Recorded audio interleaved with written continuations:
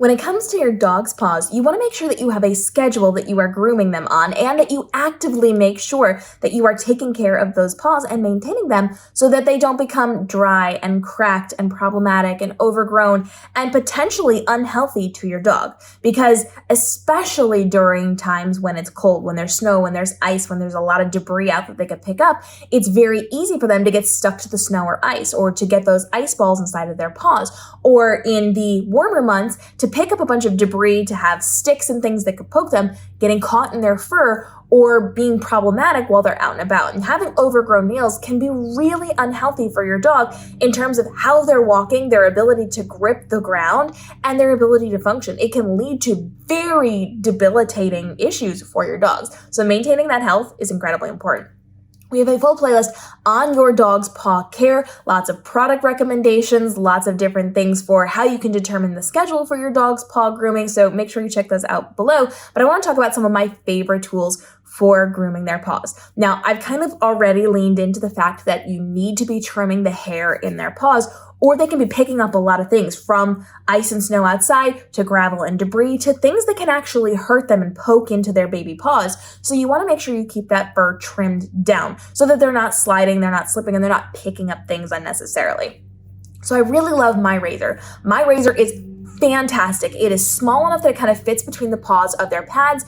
It has really good blades attached to it. There's a little bit of oil that you can use if it starts to kind of slow down a little bit, and it's rechargeable so that all you have to do is plug it into one of your outlets and you can charge this thing up. It is low noise, lower vibration, so it's less scary to dogs. And I know razors are really scary to a lot of dogs. So the second you bring your dog into your house, whether it's a puppy or a dog, you want to start exposing them to using a razor. I have videos on how to do this with the least amount of scared pup possible. So there's an actual process to this, to building this up so that they are less fearful, or maybe not fearful at all, when you are going to groom them in the future. So make sure you're checking out those videos. But I cannot say enough good things about my razor. It is elite. It is something that I would buy all of the products from that company. It is so nice. And again, it's not loud and it's not going to hurt them. I've, in other videos, run it over my own skin. I've actually tried to kind of hurt myself with it to make sure it's not going to hurt your pup. And it's a really good one. So I feel very safe, very confident recommending it to you and to using it on my own dogs.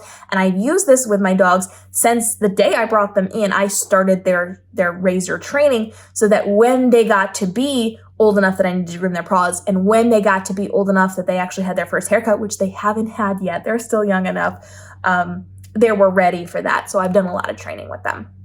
So the razor is definitely a good one. You also want to make sure you have a good nail clipper. You want something that's going to be strong enough that as you are closing it, it is going to actually clip those nails. Now, there's a lot of different kinds. There's also like little files that you can be using, little electric files. I don't particularly like them because they have never worked well for my dogs. They've always scared all of my dogs, although I guess I haven't tried it on the new puppies. But I'm not going to, because I don't like them. I don't like them. I'm much better at using just a clipper and being able to clip that off. Now, I kind of like the ones that are more like guillotines rather than a pair of scissors, just because that works better for me. It works better for my grip. I know that I'm going to be able to get through that nail every single time. I do not have to worry about like clipping it weird or not having enough strength for it. So I very much like this style better than any of the other styles that I have tried. And I have tried several of them. I just don't like them. So I feel really, really good and really, really comfortable about using the style and version that I am going to be using. Now, I also use my razor on top of their paws, so it's not just on the bottom of their paws, but I'm grooming the top of their paws. You can use a pair of scissors to do this as well, but I kind of like the razor. It just makes it easier for me. And I'm already buzzing off the bottom of their feet, so I just kind of do it with the little Grinch toes. I take care of those with the razor as well. And then, as I am maintaining my dog's paw health, I am using things to help with their dry, cracked feet. Now, Lucy has incredible feet. She doesn't have any issues, and so does Ember. They're just very soft, easy, non-problematic paw pads, but poor Gemma, she just has all of the issues. She's got all of the allergies. She has all of the bad things that could happen to a puppy my poor baby has, and she has dry, cracked paws.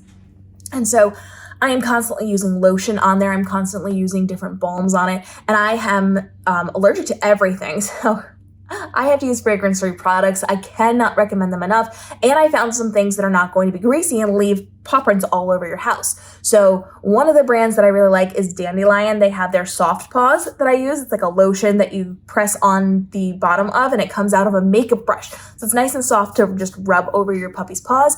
I also found a brand new cocoa butter version of Palmer's, which is like a little stick that you can put on your dog. Also fragrance free, lick safe, really, really nice. I use Plano Paws sometimes. That is, again, also a stick, and both the sticks you can use on their noses and on their feet.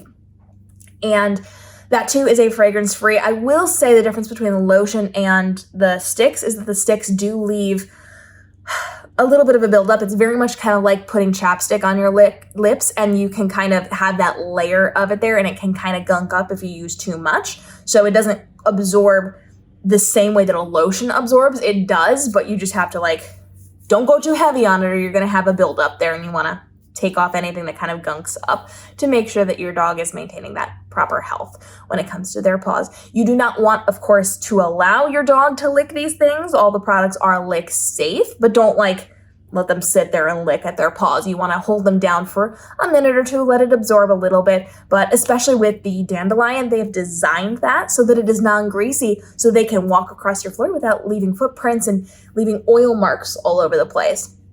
So as I am taking care of my dog's feet, I am making sure that I am grooming them on a schedule. Again, I have a video on that. I will link those for you down below. And I'm making sure that I am doing this regularly enough that it is maintained, that it doesn't get too long. I let their fur grow a little too long the other day, and boy, was it much more difficult to trim down than if I had stuck to my schedule, but things just didn't let me do it the last week. And so sticking to that schedule is incredibly important. And then if I'm traveling or if I'm doing something, I am making sure that I am just double checking. I will do it a little bit early, whatever I need to do to make sure that they are safe while we're going to the beach or while we're going hiking or whatever it happens to be. I say that as if I take my dogs hiking. I take my dogs to walk in the park. That's what we do. But you want to make sure that you're doing it before you go out, before you go do extra things. Make sure everything is maintained, their paws are trimmed down. And if you are doing something with an event, trim their paws a few days before, because as you know, when you clip dog nails, they get really sharp. They're sharp. So if you have company coming to stay with you and you want to make sure your dogs are all groomed and ready to go, trim their nails 3 days before so that if they accidentally catch your guests as they're playing, it's not going to scrape them up too badly. Do it a little bit in advance. And then if you really want to, you can actually clip their nails and then take them on a walk in the park on the concrete and have them walk just on the pavement on the road, because that files it down and makes it a little bit less sharp from where you cut it. So taking them on a walk after you have groomed their paws, always a great idea to help file it down and dull those nails down just a little bit. Drop your tips for grooming your dog's paws down below, and make sure you check out the full playlist where I show you how I train my dogs to be really, really neutral while I am grooming their paws. And that is from the puppies, but also my older dog who doesn't love it. We've got lots of great tutorials there and daily videos helping you navigate the world of dog parenthood to level up for your pup to give them the best life possible. We'll see you in the upcoming episodes.